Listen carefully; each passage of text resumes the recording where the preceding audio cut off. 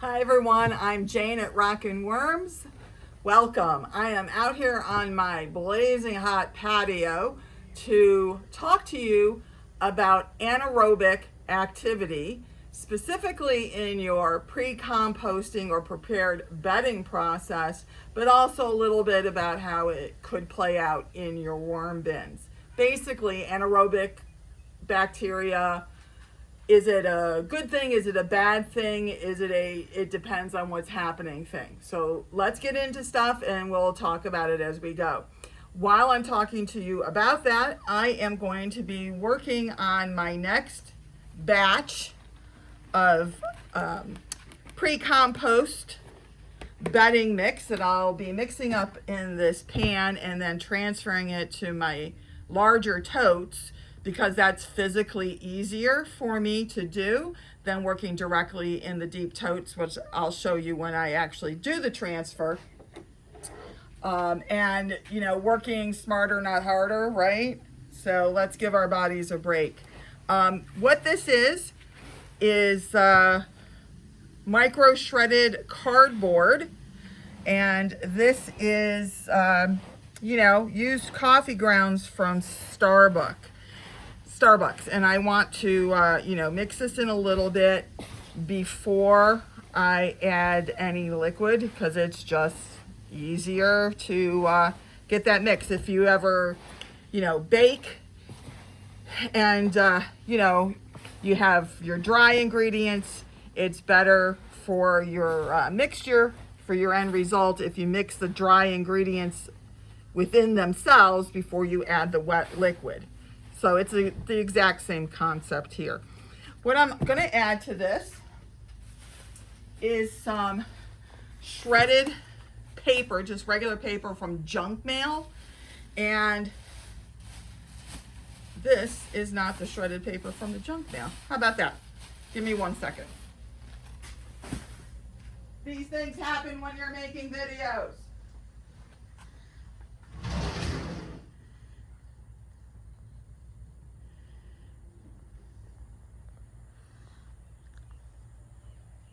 Oh, you're getting a great view of the backyard.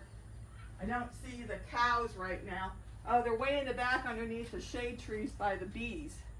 I don't know if you can zoom into that. But anyways, I'm back. All right.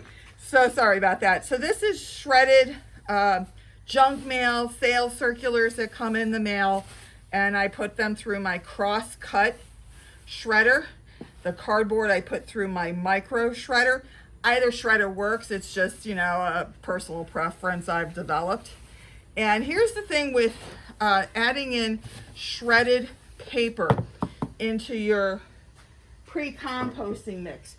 You need to be judicious with the amount you add in, because the paper clumps more when it becomes wet with the vegetable slurry I put in. And the clumping will lead to anaerobic bacteria forming. And that leads me to talking about anaerobic bacteria. So what is anaerobic bacteria? It's simply bacteria that thrives on environments, or thrives in environments where there is little to no oxygen, okay? As opposed to aerobic, that's looking pretty good. Aerobic bacteria, which thrives best in environments that have plenty of airflow. So now that that's mixed in, I am going to add some of the vegetable slurry. But before I do that, I want to show you this. This is a bag of Starbucks coffee grounds that I picked up the other day at my semi-local Starbucks store. Sometimes they come in these bags, which I find a little humorous, because they're doing this as a give back to the community, to be environmentally friendly, and they put it in this non-environmentally friendly bag. So I just find that, curious that they do that. But there it is. So now you know what some of the bags that you get from Starbucks might look like. And if the cameraman would like to take a look underneath the table here, You can see additional bags of coffee. This is coffee grounds. This is how it normally, I get it from the Starbucks because they line garbage pails, you know, plastic garbage containers with plastic bags. And when I go and say, hey, do you have any grounds? They pull them out of the garbage and they're already in the plastic bags. So I just take them like that. I don't ask or even want them to repackage it into those shiny, whatever they are made of materials. Okay, so now that I've added in my coffee grounds, my shredded cardboard, and a couple handfuls of shredded paper, I'm going to start adding in my vegetable slurry. Sometimes my vegetable slurry is thick and sometimes it's thin. It doesn't make a difference. The point is that you're adding in another source of food for the bacteria to start eating on, and that it will coat all the little particles of the coffee grounds and the paper and the cardboard, so the bacteria can start feasting, multiplying, and breaking down these organics into smaller and smaller particles that the worms can easily digest. Okay, so the worms not only digest the actual physical components of the cardboard and the coffee grounds and, you know, the little microparticles of vegetables in the vegetable slurry, but they also will eat, I'm going to put in some more liquid, they will also eat the bacteria and the fungi that forms in the pre-compost mix. And they will eat both aerobic based bacteria and anaerobic based bacteria. The worms actually don't care. So if the worms don't care if the bacteria is aerobic or anaerobic, why do we care? Well, that's actually the answer. We care because we're humans and not worms. Anaerobic processes break down the amino acids that exist in these organic compounds. And when they break down the amino acids in particular, they give off methane gas, and they give off hydrogen sulfide, and they give off a couple other components as well. And the thing is, humans smell methane gas and we smell hydrogen sulfide, aka rotten egg smell. And generally speaking, this is pretty good. I want to just check it a little bit. I'm going to put just a little bit more water for vegetable slurry. We smell it, and we process that smell as rotten eggs or vomit smelling, and that's unpleasant to us, and we don't like it. The worms don't care. So when they go, oh, you know, you don't want anaerobic, you know, situation, it's bad, bad, bad. What they're saying is two things. It's bad because we don't like it, okay? And second, it is bad in large scale amounts. This is pretty good, okay, for the environment, because methane is a bigger greenhouse gas than CO2, and hydrogen sulfide obviously isn't, you know, the greatest thing either. So anaerobic is bad because we don't like it, okay? Again, the worms don't care. What I'm doing is taking this tote over to my big boy bin, which is 50 gallons, and I'm dumping it in. It is easier for me to make these smaller batches in the mud pan or a, you know, under the bed tote kind of thing, and then mix it and dump it in here, then, you know, reach down in here and try to do it. If, you know, you can see that I can do it, I can reach the bottom, but I am up against the edge of the bin to get the center bottom. and it's uncomfortable and it's a little hard, right? So again, in the work smarter, not harder, if you have the ability to make smaller batches, even if you're using like a regular tote and you're just, you know, making a small batch, maybe it's only a quarter or a third up, and use that as your mixing bowl, then do that, because anything that makes it easier on you is going to make you want to do it more. So what I'm going to do is start another little batch here. If you're looking for like a recipe, how much carbon shred, how much coffee, how much liquid, just look at my playlist for the indoor tabletop pre-composting series of videos, and that will give you a starting point on how much of every ingredient you want to use. I'm just going to put in that much paper. Again, I like to use the paper when I have it, but I just don't have it handy right now. Okay, so now I'm going to put in more coffee. Hey, here's another tip. I've mentioned it before, but these little tubs are really handy. This is from Easter, Walmart, after Easter sale, 75 cents. Really handy to have a bunch of these around for, you know, carrying your bedding or using it even as a measuring cup when you're making pre-compost. You know, when I say, hey, you know, start off with using, you know, 7 buckets of this and 3 buckets of coffee, you know, that's your measuring cup. You don't have to use, you know, gallons or anything else. Let me see. Okay. Now, the measurements are nice to start with, but again, this is a pretty forgiving process.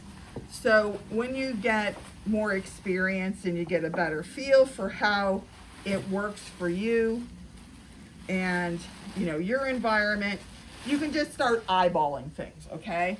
You don't have to be crazy about, oh, exactly this or exactly that. Now, one of the reasons I'm giving a little refresher here is one of my castings crew people, Rick J, asked me to do a little refresher on how to do the pre-composting. So that's why I'm doing this as I talk about the anaerobic. Also, Tara, who is also a Castings Crew member, and Castings Crew just means that you've hit the subscribe button and you're just part of my little sub community here on YouTube learning about vermiculture and vermicomposting. But she asked about using just shredded paper and if that was okay. And I said, yes, of course it's okay. But as I mentioned in the beginning, shredded paper tends to clump more, so you get more anaerobic activity, which is a problem for you and your nose more than it is for, you know, the worms that will eventually be eating any anaerobic activity that may be in your pre-composting or your worm bin, right? We also talk about anaerobic situations in worm bins not being good. And I have to say, I 100% agree with anaerobic situations in your worm bin, not your compost bin, your worm bin not being good. One, again, it smells, it's not fun for you. You don't want to go there.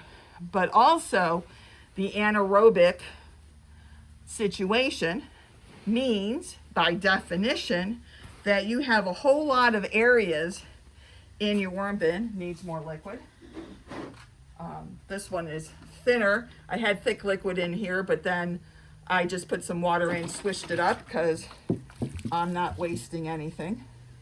So you have lots of anaerobic areas in your worm bin, and now it is a problem for your worms because your worms breathe oxygen. And if you have your worms in an environment that does not have oxygen, they're not going to be able to breathe. And that means they're going to die. And not only is dead worms not what you want, but I got to wipe my face here because it's sweaty on the patio. They're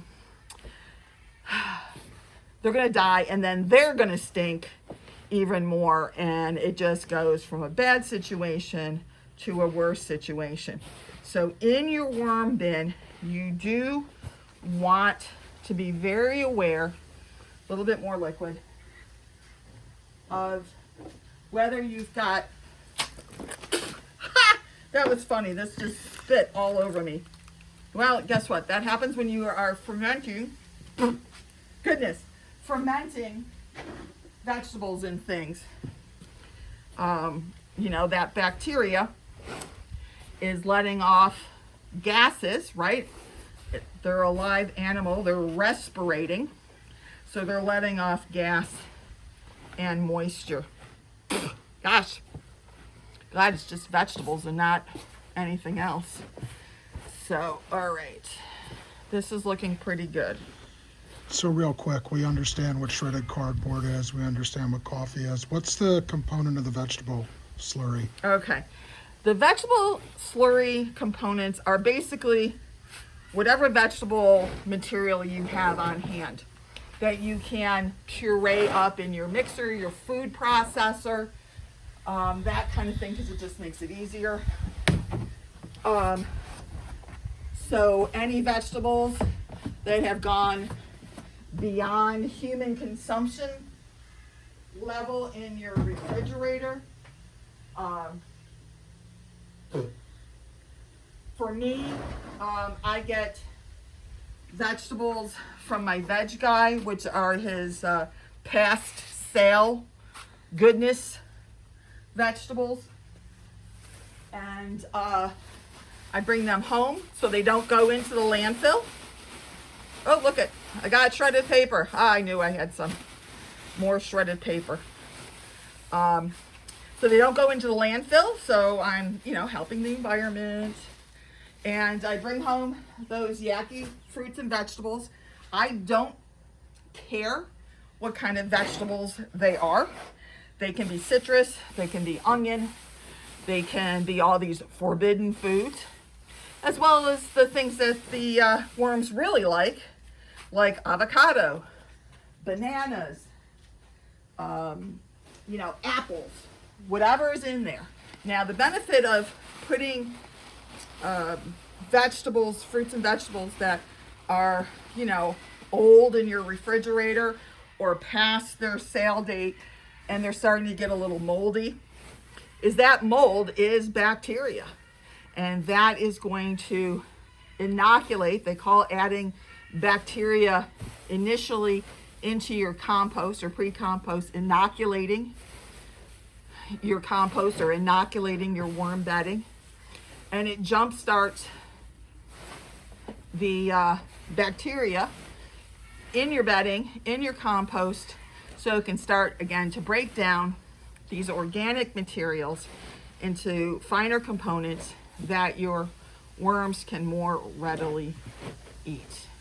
Okay, so I also, by the way, if I use canned vegetables, either, you know, store-bought canned vegetables or the juice from vegetables I can from my garden, and if I'm not using that juice directly in my dish or my food, then that juice goes into a, you know, gallon jug. I recycle my gallon jugs as best I can. I usually use them 2 or 3 times before I end up, you know, saying, okay, I really need to throw this thing away. I use them, you know, 2 or 3 times to store the vegetable liquid. So if all you've got is liquid from the vegetables that you serve with your meals, that's perfectly fine. Put it in your, you know, put it in your refrigerator, and it's going to help your pre-composting process. Now, if you only have coffee grounds and shredded paper, these are sterile environments. Okay, the coffee will mold over time, so there is some bacteria in there, but, you know, generally speaking, it's sterile. which means you need to add an inoculant from another source. And another source can be your existing worm bin. Take out, you know, several handfuls of castings, because castings are full of bacteria. That's why we actually like castings. I need more coffee here. Because they're full of bacteria. If you're just starting off and you don't have a lot of castings yet, or you don't have castings to spare because you're using them all on your plants or garden or whatever you're doing, then you can use simply dirt from your yard, because your yard dirt has you know, lots of soil bacteria in it as well. So you can use that as your inoculant. Okay, this is looking pretty good. Okay, well, I'm not here really to do more than work on this while I talk to you about the anaerobic and aerobic materials, or bacteria, excuse me. So what I'm saying in summary is you want to work to have non-anaerobic because it's more pleasant for you, and it is, you know, again, generically better for the environment. It's one of the reasons, you know, large landfills are bad for the environment, because they are anaerobic and they're giving off massive amounts of methane and other greenhouse gases. Obviously, these totes are not giving off, even if they were anaerobic, but still, you know, you don't want it, right? And then you don't want it in your worm bin, because your worms do need oxygen. And again, it's unpleasant for you on many levels if your bin goes anaerobic. All right. So I think that's pretty much what I wanted to talk to you about. If you have any questions, issues, concerns about, you know, anaerobic situations, environments in your worm bin or your composting, you know, post it to me. I read all my comments, and I will do my best to answer your question or find an answer to your question, and, you know, keep everybody moving in a successful direction. All right.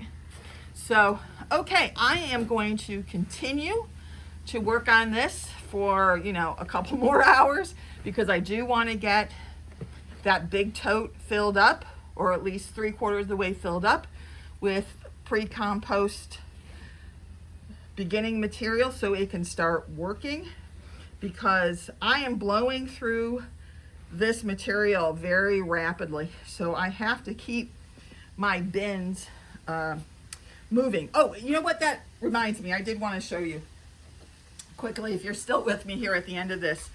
This is my next ready to use bin, and it's at 109 degrees. This is at the second heating and cool down cycle. This material is ready to use in my worm bins. When I'm ready to use it, all I need to do is, you know, offload it into a smaller container that will release a lot of the heat, and then it won't be too hot to use in my worm bins. Okay, so even if your pre-compost is still working, still hot, above 100 degrees, you can still use it in your worm bin if you give it a chance to cool down first, and that will, you know, make it safe for your worms.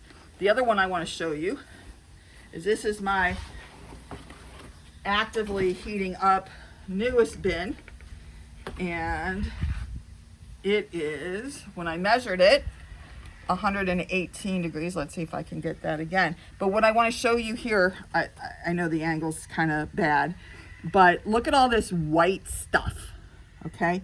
This is bacteria and fungus growing on the organics in this bin, and this is exactly what we want to see, because this shows that the bacteria and the fungus are in there, they're working, they're multiplying, they're giving off heat, they're giving off moisture, they're breaking down this and making it, you know, ready to go into my worm bins.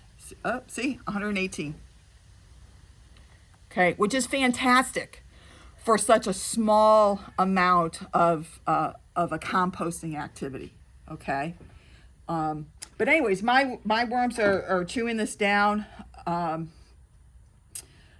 Eleanor, who is another castings crew person, she just posted on my latest video that her worms are romping through her pre-compost. And I love that visual, that imagery of these little worms, you know, just rolling around in this pre-compost bedding, having a great time, and just, you know, eating, and pooping, and having their best life, and allowing us to have our best life too when we get around to using, you know, their castings. Okay? So I hope you have a good rest of your day.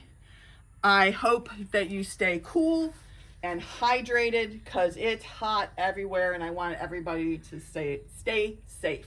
So again, if you want to be a castings crew person and continue to get information on how to manage your worm bins for optimal success, just hit that subscribe button, and you know, everybody please hit the like button, because it helps get my videos out to everybody. So all right, I am Jayne, and I'm yours in the dirt, and I'll see you next time. Bye.